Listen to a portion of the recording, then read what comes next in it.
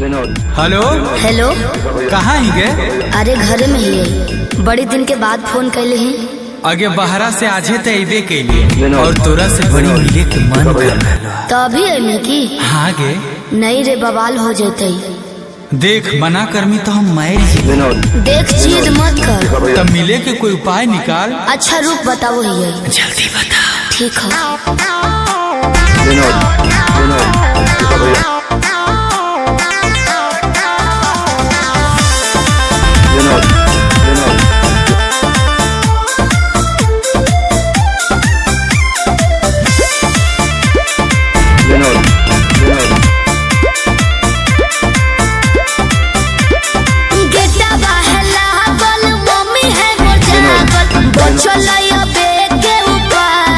चढ़े पर तो कोठावा पे अरे गेटा बहला गल मम्मी है मोर जागल बचलैया बे के उपाय चढ़े पर तो कोठावा पे रात भर करी है तो प्यार चुमा देबो ठावा पे रात भर करी है तो प्यार चुमा देबो ठावा पे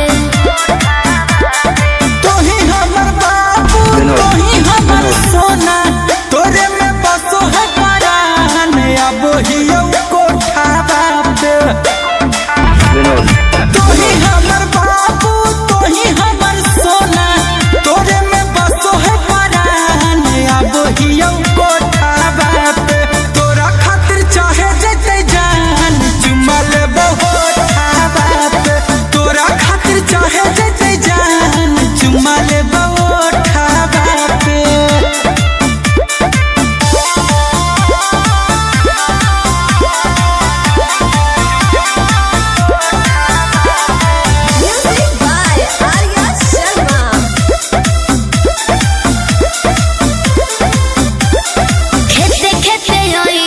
खुशी है नहीं गाँव में खाली गोरे हो जूता पहनी हो नहीं पाँव में ये भी ठीक है कौन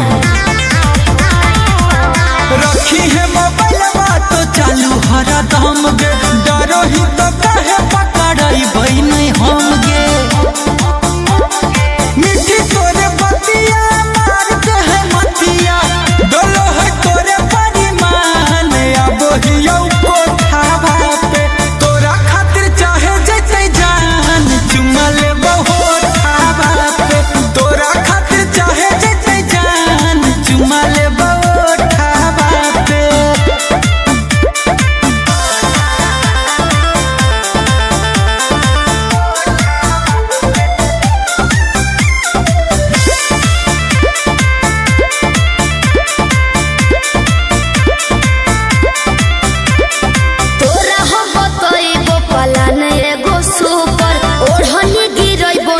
चढ़ जाइ हो अरे हम चढ़ जीबे चढ़ जाइ है हमारा